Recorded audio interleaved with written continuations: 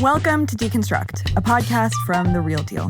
I'm Lilah Burke. And I'm Hannah Kramer. And this week we have stories for you about a big retail asset here in New York that's taken a pretty tough valuation hit, plus the New York City mayor's plan for the future of housing. And then we'll get into a really fascinating evening in the real estate world at the Red Awards. And I'll tell you a little bit about why I can't stop thinking about the lawsuit that champion boxer Floyd Mayweather has launched against his former advisor, I'm going to call him, and explain to you how that came to be. Excited to hear about it. Let's dive in. First, let's talk retail. So 599 Broadway is a pretty prestigious and certainly very visible retail asset right on the corner of Houston Street and Broadway at the top of Soho. It's sometimes called the Soho International Arts Building. You can recognize it because as you come up Houston Street, it has a big piece of art with kind of big posts on the side of it. The big picture here is that back in 2018, Morningstar Credit valued the property at $150 million.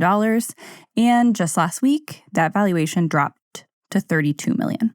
Okay, wow. So what happened here? Well, I should say the building is basically in two pieces. So the whole building is owned by an investor named David Topping, and then Jeff Sutton, famed retail investor, has the leasehold for the retail portion of the store. For a long time, it was the flagship in New York for American Eagle. But back in 2025, American Eagle did not renew their lease. So just a little over a week ago, CMBS bondholders on the building filed to foreclose. Okay, so American Eagle isn't paying rent to Jeff Sutton, so Sutton isn't paying rent to the building owners, and they're getting foreclosed on. Is that right? That's at least the way that Morningstar Credit presented it in their report, and that basically explains the reason why they say the valuation of the building as a whole has dropped, even though the foreclosure suit was not against Jeff Sutton himself. Right? At the same time, Sutton says that he is in talks with the special servicer, that they have, plans to work this out. But they have a big vacancy there right now. So what we're really watching is how Sutton is able to either, restructure his deal.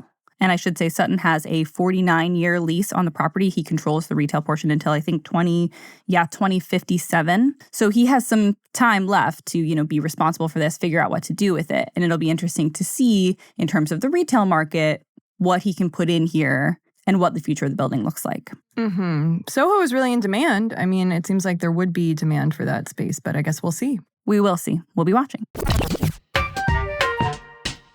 Okay, tell me a little bit about the latest with Mayor Mamdani and his housing plan. Sure. So the mayor and his administration unveiled their housing plan entitled Block by Block last week, and it seems fairly ambitious. There's a lot in it. Okay, what's your big picture takeaway? Well, one way that some have described the housing plan is capitalism for developers, socialism for landlords. Ooh, okay, tell me what that means.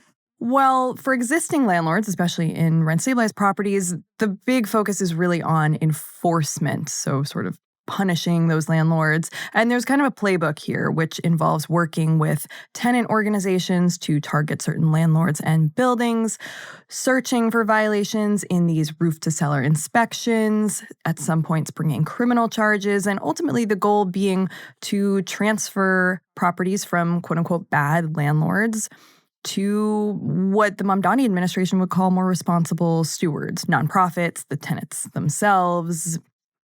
We'll see if they're able to really pull that off. But for landlords, there's a few bones in there, the insurance program, there's other things, but there's not a lot of help there. Now, there is a little bit more for developers of affordable housing. There's more investment and they want to do zoning changes. They want to speed things up, cut red tape. So trying to sort of have it both ways with those. Yeah, I think it's really interesting that it seems like this is sort of a plan that's looking for two fundamentally different markets, right? Really different standard, for landlords, almost like a landlord's worst nightmare. Some of those things sound like. But at the same time, there's this potentially positive movement for developers. It seems to me like it could almost create sort of two sides of the market, right? One that is really pretty socialized housing if lots of our existing multifamily stock falls into more distress and then into that kind of bad landlord bucket. And on the other hand, it sounds like the Mamdani administration is hoping that there will be runaway new housing development by private developers. So then you have, growth in the private and market rate sectors. It seems sort of contradictory. So I will say on the development side, they are really focusing on affordable housing here, which means housing with a regulatory agreement with the city. And the second thing I'll say is on this transfer of ownership, there really is a question of how successful they will be. This is their plan, but there's a fiscal impact to these things, to taking units off of the property tax roll, to subsidizing some of these units and these buildings.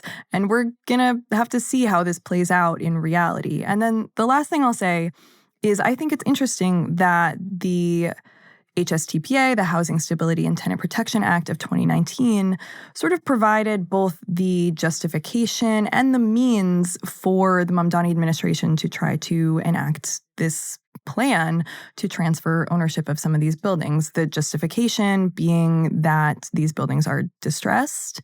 We know that distress is growing in the rent-stabilized stock, and landlords haven't been keeping up their buildings as much. The violations create a justification to maybe think about alternative ownership. And then also the means, because the value of these buildings is cratered, and that makes it easier for other groups to get in. Yeah, not to conspiracy theorist about it, but it kind of seems like the fulfillment of all of C.O. Weaver's dreams from back in 2018 and 2019 when they were negotiating that. I have no idea if this is how far out she looked, but it's a little impressive if so. Yeah. It's an interesting thing for us to keep an eye on, and we'll obviously be watching how the housing plan goes. We will certainly. All right, let's get into our main story today and talk a little bit about the Red Awards.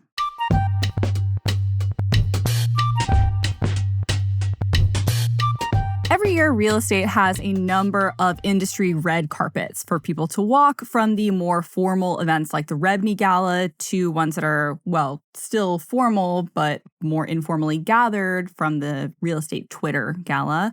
We have Keith Larson with us today, one of our senior commercial reporters. Keith, you and Lila both attended the Red Gala this year. Tell us about the Red Awards.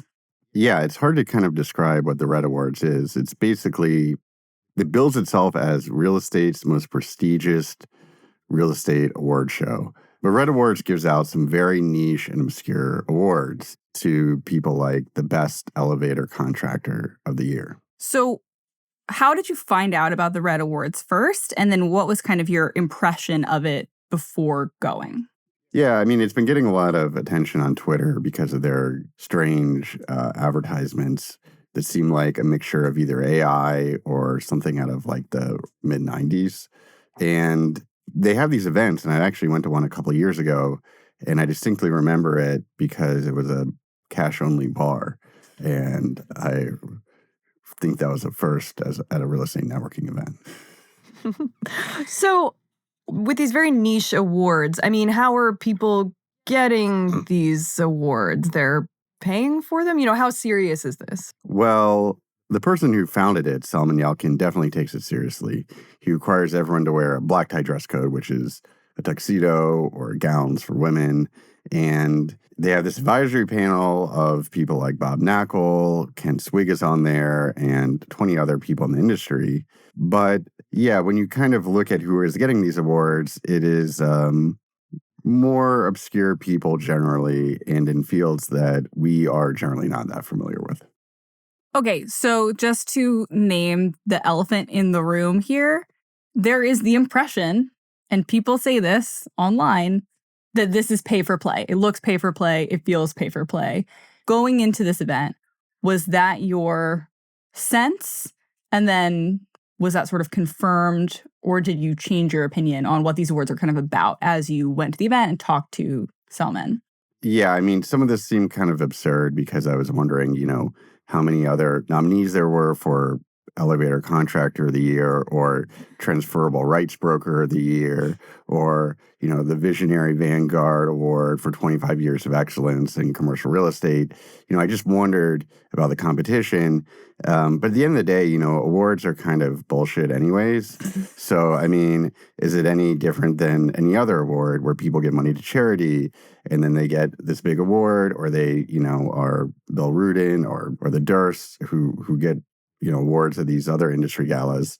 As I was coming out of it, I kind of thought, well, maybe the little guy, he deserves this night of recognition. So as you were researching this award show, you talked to Salman Yalkin, who's the founder of the Red Awards. Tell us about him and how this all kind of came to be. Yeah, so he is the founder. He says he doesn't have any investment partners. He does like the social media. He does everything. And he basically started it 10 years ago as a networking event. And he was not just doing real estate. He also was doing stuff in the financial services industry and stuff for doctors and private dinners as well. And then he kind of realized that award shows were kind of a good extension of the networking because they are kind of the perfect networking opportunity. You have to sit next to someone and talk to them during the entire time the awards are going on. So it was kind of a brilliant idea. And you and I were sitting there talking to people. What was your favorite moment from the award show that you attended? Well, there were a few. So the entertainment I thought was kind of interesting. They had You mean the women or the dancers who we interviewed. Mm-hmm. And then the introduction was given by George Shea, who is a real estate PR guy and also runs the Major League Eating and Nathan's hot dog contest on the 4th of July. So he gave the introduction as though he were introducing Joey Chestnut. But he did this for Bob Knakkel, which I thought was pretty appropriate. And then, we just met like this endless amount of characters who really felt like kind of this backbone of the industry that maybe we don't write about. But these are the guys who are, the hustlers and the strivers and the people who are really trying to network and get ahead in this industry. And, I actually generally enjoyed talking to a lot of these people. And then talking to Alan Action was pretty interesting. I don't know if you had any. Alan Action being the event planner, real estate guy, sugar baby guy, right? Sugar daddy. Oh, excuse me. Yeah, he ran a sugar daddy website. Or not, he was a spokesperson for sugar daddy website and hosted events for sugar daddy mixers, I think in South Florida and some in New York. And he was there as a broadcaster, kind of networker, talked to me about the car collecting business that he was in. And he buys condemned properties and was very eager to talk to us about that. That's what makes real estate fun. It's all these characters. When we cover banking and stuff, it's mostly really boring people. And here, don't tell them that. Well, but our sources. Well, but okay, not the people we cover, but the people outside of real estate banking. But a lot of these other people in the financial services are just quite uninteresting. And here, people were real characters. And I thought they all came together and it was super diverse. And I think one thing you mentioned is there were a lot of women there. And that was, very abnormal and unusual for real estate events. Yeah. I go to some commercial real estate events. I cover commercial real estate and there's usually no women. I mean, I'm there. But there were also a lot of younger people there, I noticed. I was speaking to people who were 21, 22, who were agents or, working in the industry in some way. And in some cases, their company wanted to recognize them, which, seemed kind of nice. In some cases, they were invited by Salman to, network and meet people. So it was a little different from other events that I'd been to. Lilah, what was your sort of observation from this event?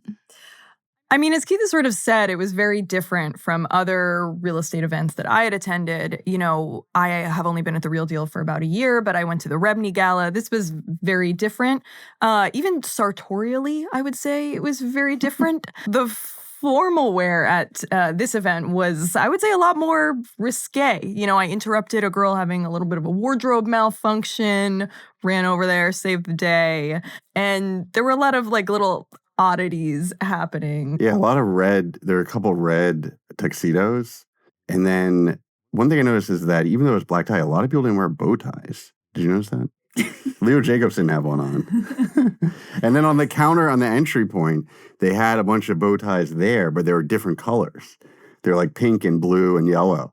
And I'm like, I thought this is a black tie event. It was a very choose your own adventure thing. And then, I was in the women's room, and I feel like people are usually exchanging LinkedIns and whatever. All the girls were exchanging Instagrams, which I thought was very a little cute. There's a couple of people that didn't know what the real deal was, and they asked for my Instagram. And I told them I don't have one because I'm a Luddite. But I did show them the real deal's Instagram, and they were really impressed because we have like 500,000 followers. And so then they wanted to talk to me and exchange like business contact information. So I felt very proud to work at the real deal at that moment. Okay, so you have this room full of hustlers, upstarts, people who are in the real estate industry, who are trying to break into the real estate industry. And there's sort of an obvious value to getting all of these folks together. And I should mention that is how Salman makes money off of these events, right? He's selling tickets to them, selling whole tables to, winners or businesses. Well, he says he doesn't do it for the money. Well, he's not making that much money off of these. So he's doing it for the love of the game. Well, that's a wonderful story. I'm sure he does love the game. It sounds like a fun game, but there are potential consequences to this too, right? Like Josh Schuster, for example, who's someone we've talked about on this podcast, someone who we've reported on quite a lot, who's now pled guilty to a pretty large fraud, a Ponzi-like scheme. He was recognized as what? Real estate developer of the year? No, comeback developer of the year. And I think he actually was recognized by Red Awards as the comeback developer of the year in 2022. We had just written a big story about him and these lawsuits he's facing and possible investor lawsuits, and they're very serious allegations. Amir Karangi, our publisher, interviewed him right outside and, asked him about all this. It was on video. And then I think a week or two after, he actually called you and asked you if you wanted to attend the Red Awards because he had bought a table. Yeah, he did. He called and asked me in, I guess it was 2022 or 2023, totally out of the blue after we had done this video interview. Did I want to come because he was being given this award? And we had just done this sort of very tense video tell-all interview with him. So that was probably my first impression of the Red Awards. And I sort of thought, seems like total nonsense, right? I mean, this guy, there were still tons of lawsuits against him. What did Salman have to say about that? Yeah, so I did ask him about this. And, that's part of any award show, to be fair, is that they all, have this reputation laundering aspect to them, where you use awards and philanthropy to cover up, past misdeeds or past bad behavior.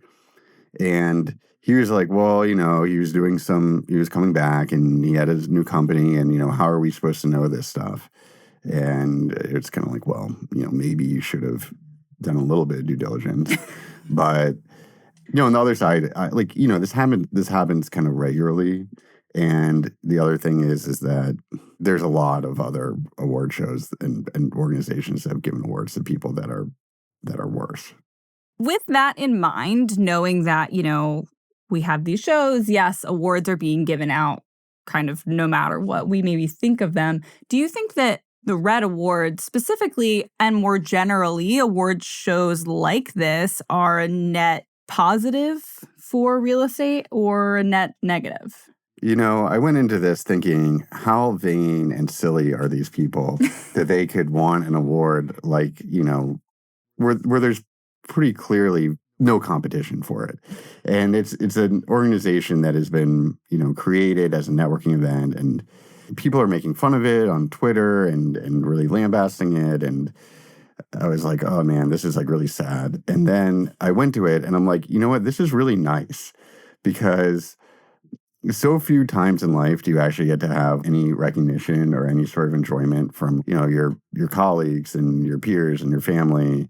And, most of the time you're just going from like one task to the next. And, you're probably just getting yelled at or something. I don't know, if you work for one of these real estate companies. And I just thought everyone deserves to kind of, maybe not everyone, some people don't, but a lot of people who work hard, deserve to feel like this for one night. And I think the Red Awards, it kind of creates this fantasy.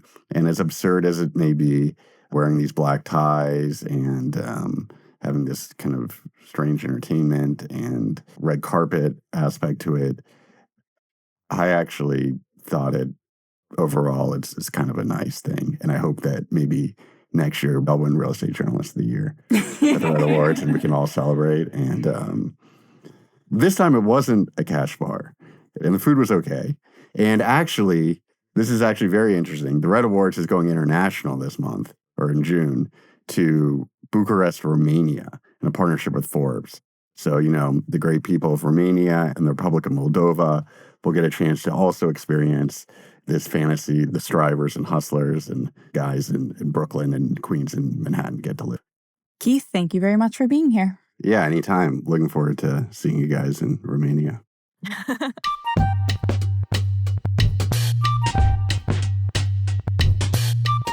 All right.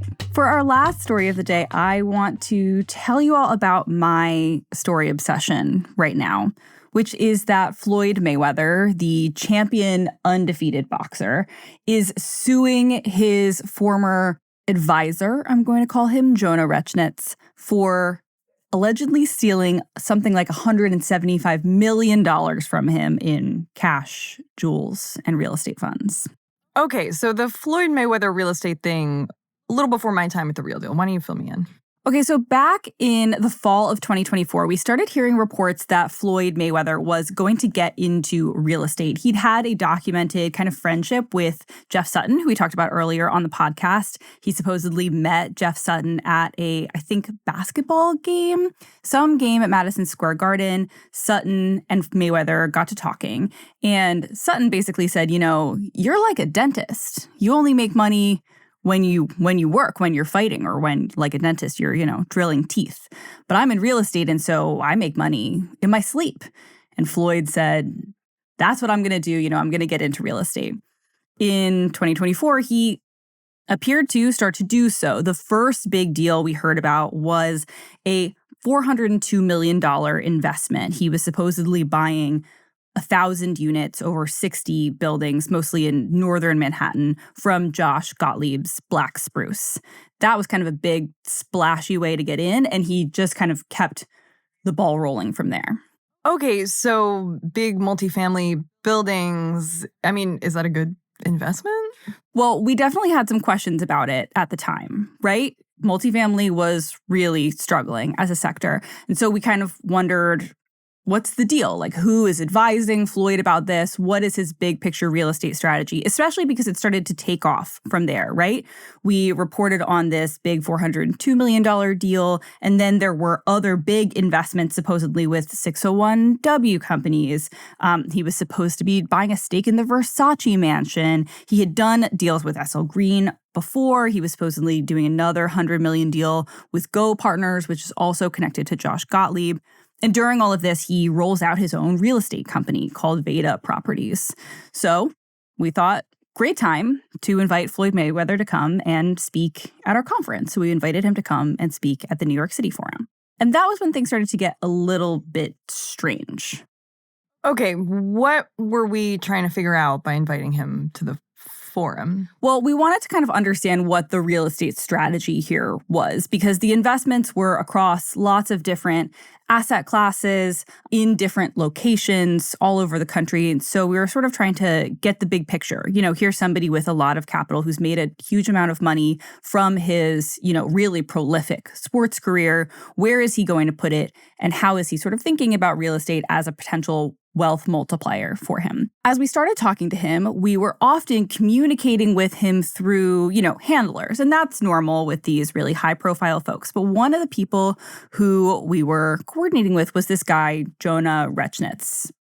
We didn't really have any visibility into him prior to this, but Rechnitz is, talking in some pretty big and bold strokes about everything that Floyd is doing at this point.